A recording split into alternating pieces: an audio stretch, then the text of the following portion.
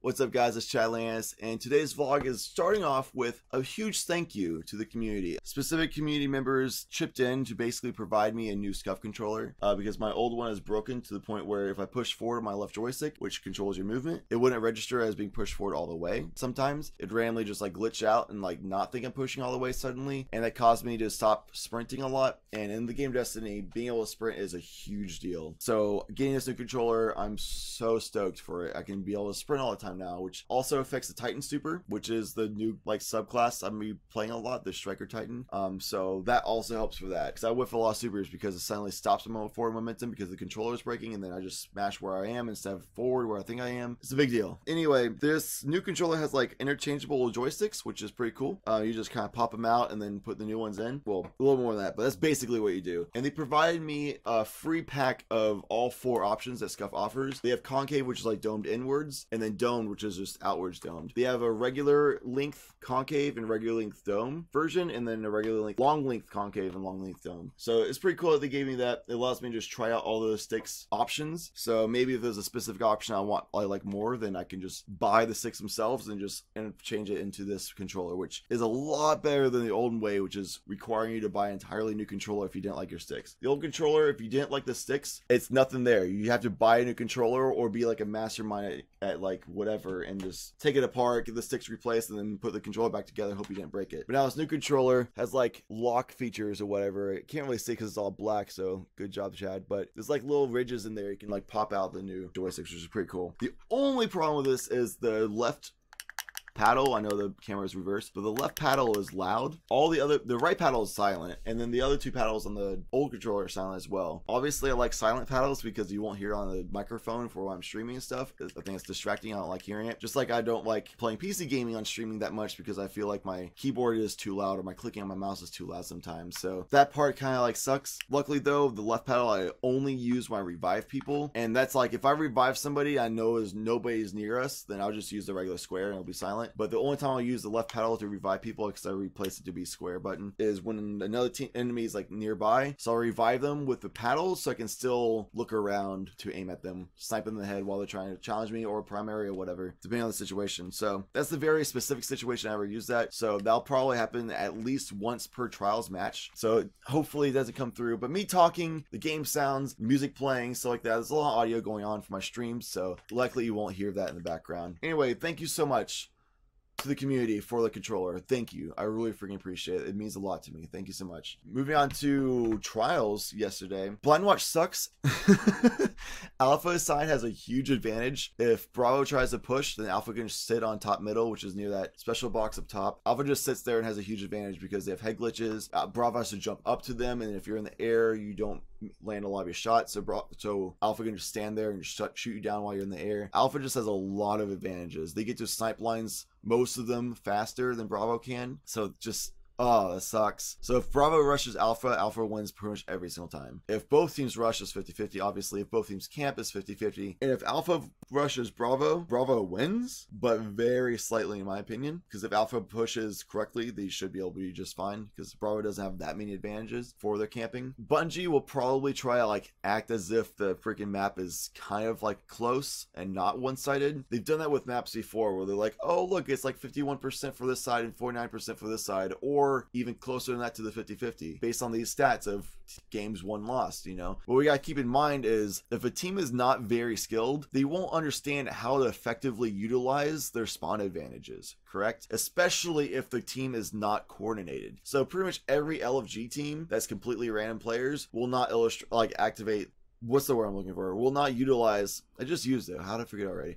They'll not utilize their freaking spawn advantage very effectively. And then even then, a lot of teams that are not LFG and they're like actually friends, they might not be that coordinated, they might not be that skilled enough to effectively utilize it, so it wouldn't really matter. The only time you're going to really run into like a really serious spawn issue is when you go up against a good team that has a spawn advantage. If the good team has a spawn advantage, it's the hardest crap to deal with. Realistically, it's freaking ridiculous. But yeah, one time I was playing on stream though, I actually highlighted, unfortunately the audio got muted, which really sucks, but we were so frustrated because we were on Bravo pushing to Alpha because I hate just camping all day long. We lost to them because they were just sitting on Alpha top middle as they honestly should for this map. And we're like, crap, dude, like this sucks. So we got so frustrated, we literally just sat there in Bravo House, and I just brought up Minesweeper because they didn't push us because they were camping us too. And I literally was just playing another game while playing freaking Destiny. And then eventually the other team though, they got impatient. So we just like we out whatever, I don't know what it's called,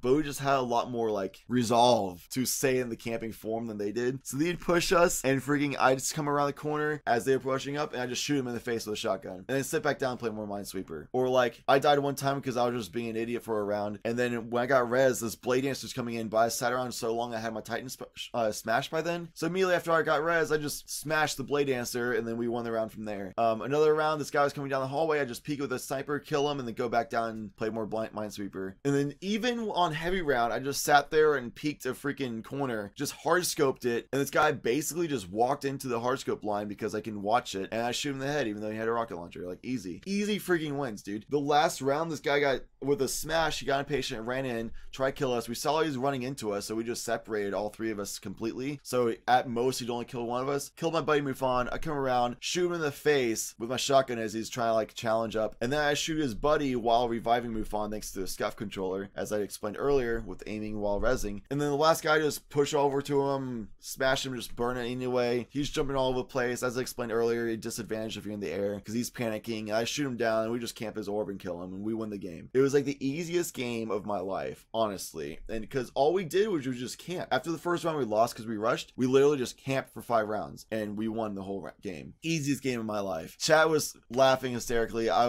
was joking about it a lot. I was like sarcastically making like poking humor at it. It was a great time overall. I wish the highlight was not muted because of copyright issues, partly because a little bit to illustrate the point of the humor, I went silent and just like went like this and just played Minesweeper the whole time. So because I wasn't talking and keeping audio to like overlap the music got flagged for copyright and stuff like that, so it all got muted, which sucks, but whatever. It was still funny. Got like 11.3 KD. The guy we're carrying had like a 4.1 KD. Like easy day, easy life if we just camp. Obviously, like I don't want to sit there. I don't want to just, I think that's the most boring content ever, just sitting there and doing nothing. I don't want to see that. Dude just standing around the whole time. I'd rather see plays be made. I'd rather see like conflict and stuff actually happen, which is why I play for that playstyle, is for the sake of entertainment mostly. Also, because I'm a streamer, I really want to like get through the cards a lot faster to help more viewers get flawless for the stream time that I have available to me. So if you go and be aggressive and have like a rushing playstyle, then you get through the card a lot faster than if you camp. You'll get close, not quite, but you'll be close to like a half time than it takes to go for a full camping card. So if you completely camp the whole card, it'll usually take double the time or close to double the time than if you go like hardcore rush aggressive every single round. Obviously you risk losing the card by doing so, which happens from time to time for sure, and it was a rough day for me on trials trying to help people out. At least we're having exciting content instead, and at least we're having fun doing so. But chat was awesome the whole day. We had fun playing. I'm still trying to get used to being a striker because obviously new subclass to me. I've very rarely played it in trials in the past. Very rarely played it in general in the past. Outside of just like pub stomping in Iron Banner or something with like Garrison shotgunning, but that's not what I'm doing now. I'm doing Garrison still, but I got nerfed, so I'm getting used to the Garrison nerf. Plus I'm sniping instead, and it's in a trial series format, you know, so huge difference. So I'm trying to get used to all that stuff. So I have room for improvement for sure. We went to Champ's birthday party, his 21st birthday party. This dude drank like 2 Mike's Hard lemonades or 3 or something like that, whatever, and then had like 3 Jello shots and like 3 shots of Fireball. Over the course of the whole night, he had 3 Jello shots, 3 shots of Fireball, and 3 Mike's Hard lemonades. That's not much. Dude was like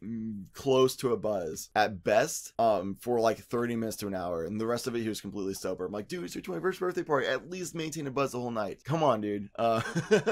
But speaking of which, maintaining a buzz the whole night, in my opinion, is the best way to go about it. Just take a few shots or whatever it is that your limit is to getting to that buzz. Safely and slowly figure out what that limit is. Don't just rush into it. And then after you get to that buzz level, probably drinking like 1 beer an hour will help you maintain that buzz throughout the whole night. That's what I like doing. That's pretty much what I do for every party. So that's what I did here as well. I had to drive home, so the last like 3 hours of the party I didn't drink or anything, so I need to sober up completely. So obviously you don't want to break the law or anything. Be safe and smart about it. This one idiot kid at the party decided to drink half a bottle of Jack in one go. He just chugged a half bottle of Jack straight from the bottle. He's an idiot. It was like a minute of like hilarity, and everybody's like, oh my god, this guy's a crazy person. And then there was like hours of him like wishing life didn't exist, and then his two buddies, one of which was the birthday boy's brother, basically babysat the guy for the rest of the night. So like he was basically a detriment to two dudes' party experience. He detriment to his own health because dude's like really trying to not throw up constantly and was like stumbling all over the place and everything. Come on, man, you're not cool by doing that, and you're like ruining the experience of not only yourself but also like other people. Don't do that. Like if you go past the buzz, that's okay, but don't be like that. Like that's ridiculous. That's never okay. That's never cool. My opinion, maintaining a buzz for the night is the best way of doing it for a drinking party. Or go sober and watch people be idiots. You know, either way, you're pretty much set at that point. But yeah, the party was so cool though. Awesome to see family again.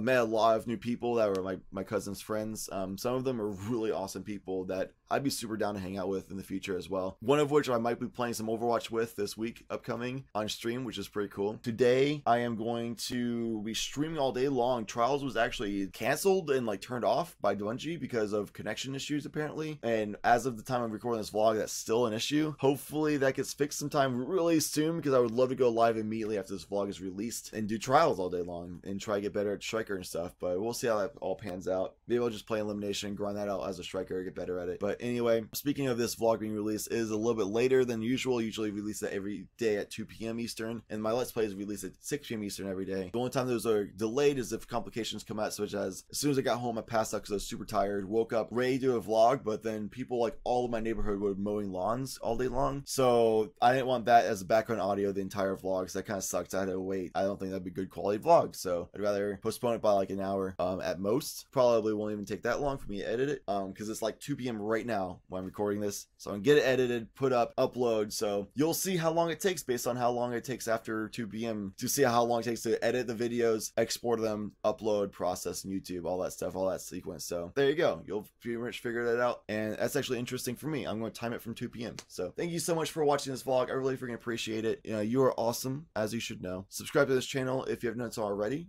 I do daily videos, as I explained just now. Be sure to leave a like rating for this video. That'd make me feel good. That'd be awesome. Of course, if you enjoyed the video only. And leave a comment below about, like, you know, how you feel about the new meta for Trials and how you feel about Blind Watch. You guys are awesome. Thank you so much for everything. Thank you, as always, for watching, citizens. And thanks for being you.